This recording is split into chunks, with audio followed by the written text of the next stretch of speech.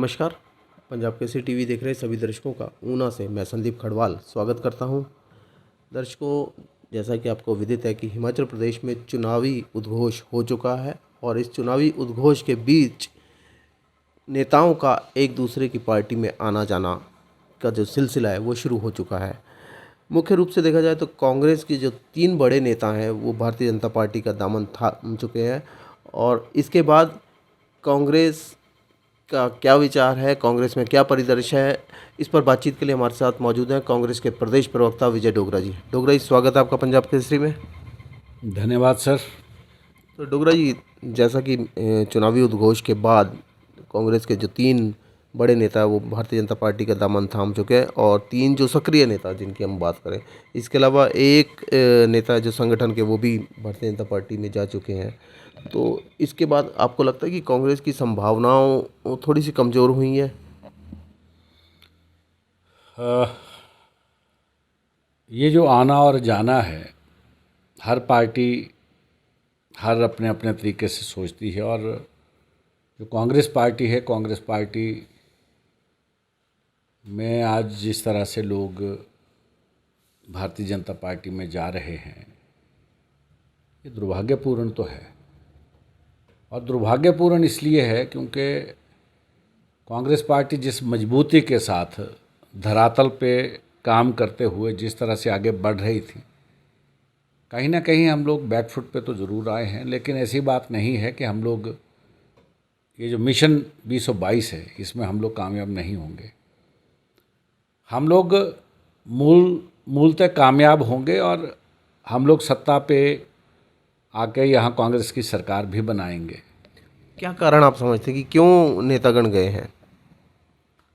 इसके बारे में मैं कोई आक्षेप नहीं करना चाहता किसी पे। हर व्यक्ति की अपनी अपनी सोच है, अपनी अपनी समझ के साथ व्यक्ति कोई फैसले करता है। लेकिन कहीं ना कहीं मुझे ऐसे लगता है कि जब हमारे नेतागण जब पार्टी छोड़ के जाने लगे, उस समय हमारी प्रदेश कांग्रेस कमेटी को एक इमरजेंसी मीटिंग बुला के इसके ऊपर कोई अहम मंथन करना चाहिए था और जो तमाम बड़े नेता हैं उनके साथ चर्चा करके कोई हमें ठोस कदम उठाने चाहिए थे। लेकिन फिर भी अभी देर आए दुरुस्त आए की जो मैं बात कर रहा हूँ कि अभी भी समय रहते, क्योंकि अभी चुनावी बिगल तो बच चुका है लेकिन आचार संहिता लगने वाली है और उससे पहले कांग्रेस को बड़े एहतियात के तौर पे ये समझना चाहिए कि ऐसी कौन सी परिस्थितियां हैं कि हमारे लोग पार्टी छोड़ के क्यों जा रहे हैं। ये आपका सुझाव है या ये आपकी जो पार्टी की जो रणनीति है उस पर आपकी टिप्पणी की गलत थी? मैं इसको सुझाव के रूप में लेना चाहता हूं क्योंकि मैं भी उतना ही जिम्मेवार हूं, पार्टी का एक जिम्मेवार पदाधिकारी हूं और प्रवक्ता, क्योंकि पार्टी का एक फेस होता है और प्रवक्ता के रूप में भी और एक पार्टी का एक कर्मठ नेता होने के नाते भी मैं ये कहना चाहता हूँ कि हम लोगों को जब कोई ऐसी बातें हुई तो हम लोगों को इमरजेंसी को मीटिंग बुला के इसके ऊपर हमें चर्चा करनी चाहिए थी। और कौन सी ऐसी बातें रही जो बातें आज उछल के सामने आ रही हैं, क्योंकि अब ये वाद विवाद का समय नहीं है, ना ही कोई टिप्पणी करने का कोई समय है, क्योंकि जो नेतागण चले गए वो तो चले ही गए। अब हम लोग इसके ऊपर विराम लगाने के लिए हमारी क्या रणनीति है, हम लोगों को उस पर काम करना है। तो ये आप क्या मानते हैं कि नेतृत्व क्षमता पर एक तरीके की प्रश्न चिन्ह है?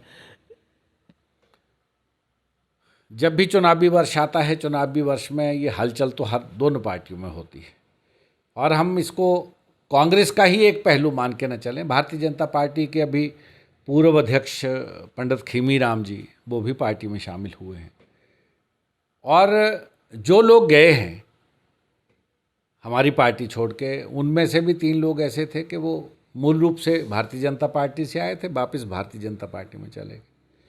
लेकिन क्योंकि वो लोग हमारे साथ कंधे से कंधा मिला के पिछले 5 वर्ष काम करते रहे और उनको जो अधिमान हमने दिया, उस अधिमान के बावजूद भी अगर वो छोड़ के गए हैं तो कहीं ना कहीं कोई अगर कोई बात थी तो वो प्लेटफॉर्म पे अगर बात रखते तो ज़्यादा बढ़िया होता। और हमारा जो संगठन है, हम लोग संगठन की ताकत हमारी ये है कि हम एकजुटता के साथ आगे बढ़ें।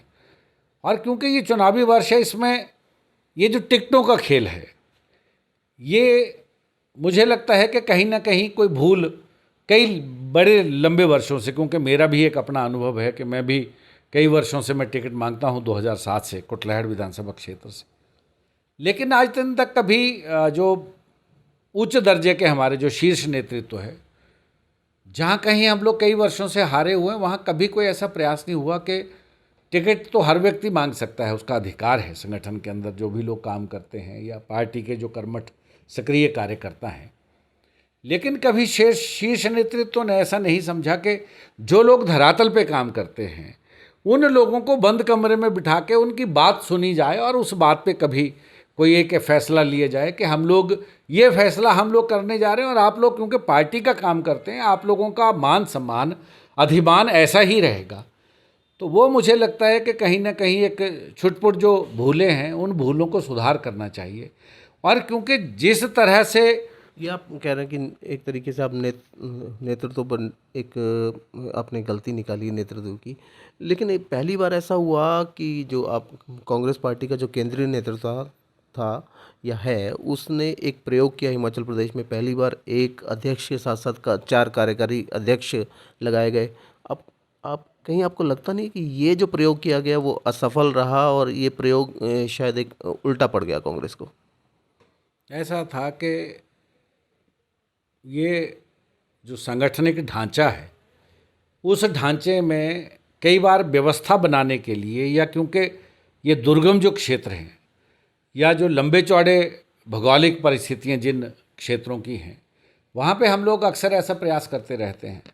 पहले क्या होता था कि पहले अध्यक्ष के साथ जो सीनियर वाइस प्रेसिडेंट या वाइस प्रेसिडेंट लगाए जाते थे उनको क्षेत्र बांटे जाते थे। इस बार एक प्रयोग ये किया गया कि हम लोग जो हमारे संसदीय क्षेत्र हैं, हम लोग संसदीय क्षेत्रों के तहत एक एक कार्यकारी अध्यक्ष लगाएं ताकि हम लोग जवाबदेही फिक्स कर सकें, हम लोग नज़दीक से नज़दीक हम लोग काम धरातल पे जाके कर सकें, हम उन पदाधिकारियों से मिल सकें। प्रयोग इस तरह से था और ये कोई प्रयोग गलत नहीं था। इस प्रयोग की ना कोई खामियां थी। इससे क्या हुआ कि इससे संगठन में एक लोगों की जो तादाद बढ़ती है उसके साथ एक दूसरे के साथ अगर हम लोग समन्वय बना के चलें तो मैं समझता हूँ आने वाले समय के लिए ये पार्टियों के लिए बहुत अच्छा हो सकता है। लेकिन कहीं ना कहीं आज जो हालात बने हुए हैं, क्योंकि लोग कांग्रेस की तरफ देख रहे हैं और कांग्रेस निश्चित रूप से सत्ता वापसी करेगी, इसमें कोई दो राय नहीं है। चाहे लोग आज जितनी मर्जी बातें करें और जो लोग ये कह रहे हैं कि ये परिवारवाद पे आधारित जो पार्टी है, ये परिवारवाद कहाँ है? गांधी तो एक विचारधारा है। आप ये कह रहे हैं कि जो 3 लोग गए हैं वो भारतीय जनता, उनकी जो जड़ें थी भारतीय जनता पार्टी में थी, वो वापस चले गए।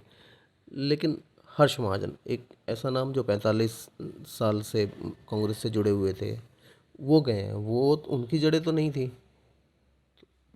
मैं शुरू में कहा कि ये जो आना जाना है ये तो पार्टियों के अंदर लगा रहता है, लेकिन दुर्भाग्यपूर्ण ये है कि हर्ष महाजन जी, क्योंकि वो छात्र राजनीति से कांग्रेस से जुड़े, यूथ कांग्रेस के अध्यक्ष रहे, 3 बार विधायक रहे, कई पदों पे वो रहे, ये सोच का विषय है। और हमें अब टिप्पणी करने का समय नहीं है, क्योंकि हमें चुनाव के अंदर जाना है।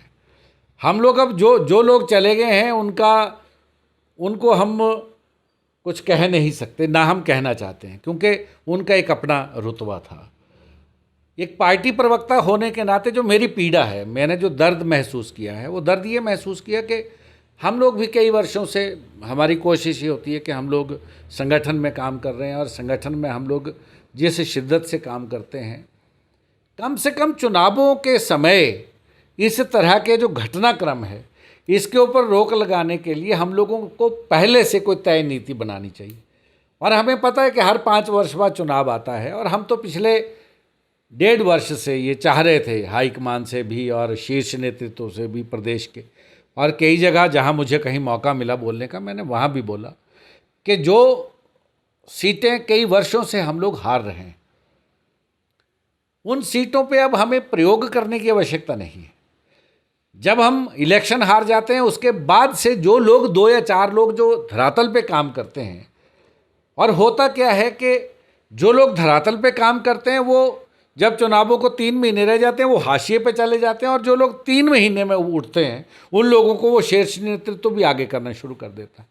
उससे कभी पीड़ा होती है। और ये मेरी व्यक्तिगत राय, मेरी व्यक्तिगत सोच ऐसी है। लेकिन as far as party is concerned, अब पार्टी क्योंकि जिस नज़र से, जिस नज़रिए से सोचती है, उस नज़रिए से उनकी जो सोच है वो बड़ी परिपक्व है। क्योंकि हमारा जो मिशन, हमारा मिशन 2022 है। हमारा मिशन अब हम लोग किस तर्ज पे हम उसको आगे बढ़ा सकते हैं, हम लोगों को उसके लिए काम करना है। चलो अभी तक जो पहली लिस्ट है कांग्रेस की जो कटआउट है वो कब तक आने की संभावना है? अभी 7 तारीख को, पहले 2 तारीख को हमारी मीटिंग थी, जो स्क्रीनिंग कमेटी की बैठक थी, वो 7 को रखी गई है, और 7 के बाद पहली जो फहरिस्त है वो शायद 7 या 8 को आ जाएगी। और बहुत से जो हमारे उम्मीदवार हैं वो तो ऑलरेडी तय हैं, क्योंकि हमारे 22 विधायक हैं, वो तो चुनाव में उतरेंगे। उसके अलावा हमारे बहुत से ऐसे लोग हैं जो एक चुनाव हारे हैं। अब 22 से आंकड़ा कम हो गया है।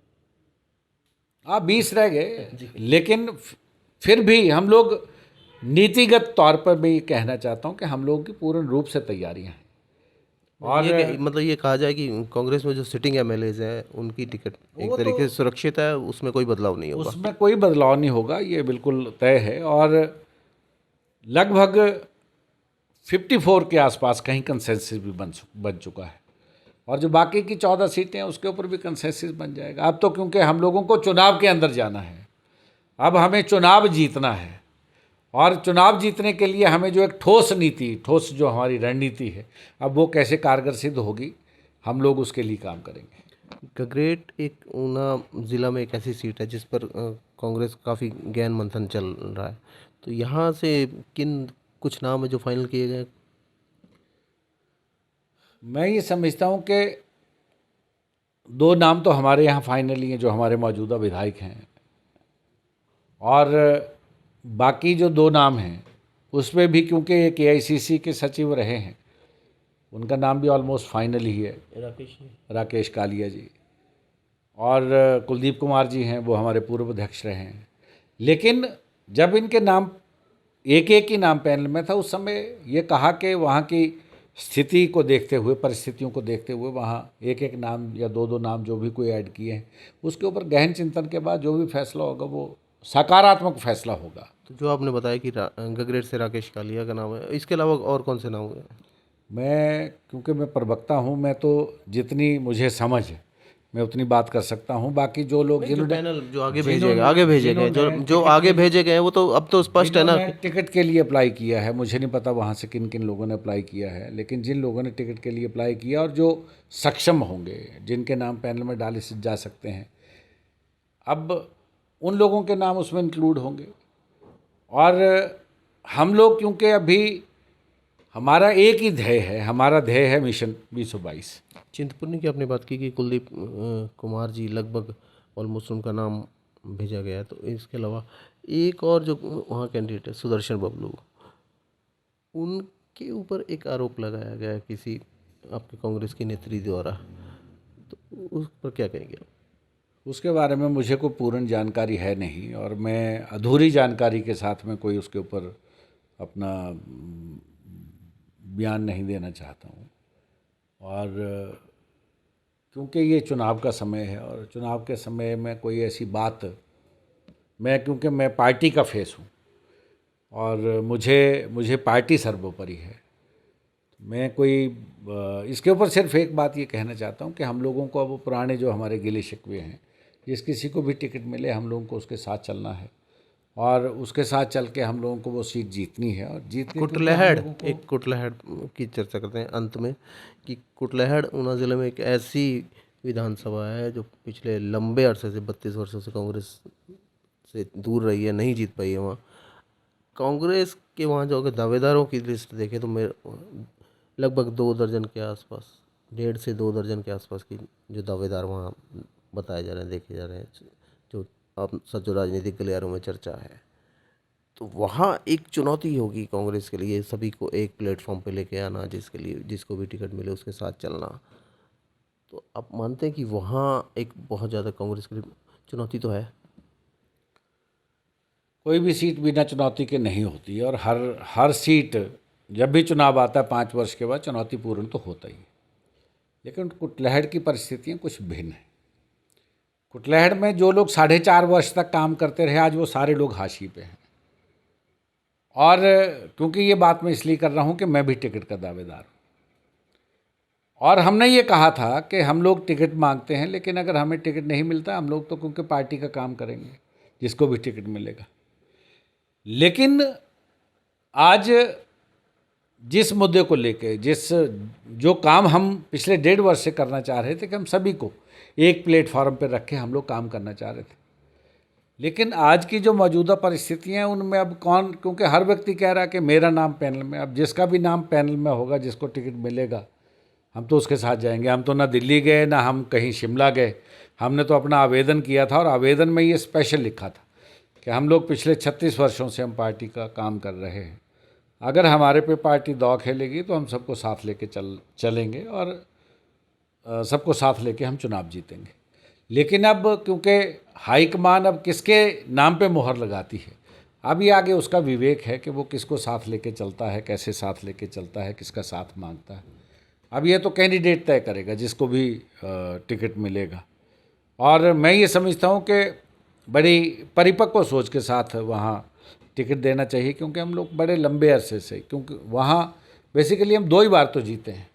हम लोग 72 का इलेक्शन जीते हैं, 85 का इलेक्शन जीते हैं। 67 से 67 से लेके आज दिन तक हम लोग मात्र 2 चुनाव जीते हैं। ये बड़ा दुर्भाग्यपूर्ण है। और कुटलैहड़ कांग्रेस बहुल क्षेत्र है। अगर कुटलैहड़ की वोटों की बात करें तो कई बार जो कैंडिडेट जीतता है और 3-3 लोग जब आज़ाद खड़े हो जाते तो उनके वोट 24,000 होते थे और जीतने वाले को 17,000 मिलते थे। तो ये जो कुछ एक परिस्थितियाँ वहाँ की हैं, उन परिस्थितियों पे कहीं ना कहीं अंकुश लगाने के लिए शीर्ष नेतृत्व को भी सोचना चाहिए कि वो अभी भी समय है, अभी भी समय रहते सबको एक बंद कमरे में बिठा के सभी के साथ मंत्रणा करके और एक आदेश हो, उस आदेश की सभी पालना करें। जैसे हम पालना करते हैं वैसे बाकी के टिकटार्थी भी वो पालना करें, हम तब ये सीट जीत पाएंगे। धन्यवाद। तो ये थे कांग्रेस के प्रदेश प्रवक्ता विजय डोगरा जी, जिनका स्पष्ट रूप से कहना है कि निश्चित रूप से जी कांग्रेस पार्टी में कुछ रणनीतिक खामियां हैं, कुछ रणनीतिक भूल भी पार्टी ने की है और जिसकी वजह से जो पार्टी में जो बिखराव है वो हुआ है। और कांग्रेस को अगर हिमाचल प्रदेश में सत्ता की ओर बढ़ना है तो इस खामी पर पार पाना होगा, इस खामी को दूर करना होगा। पंजाब केसरी टीवी के लिए ऊना से संदीप खड़वाल।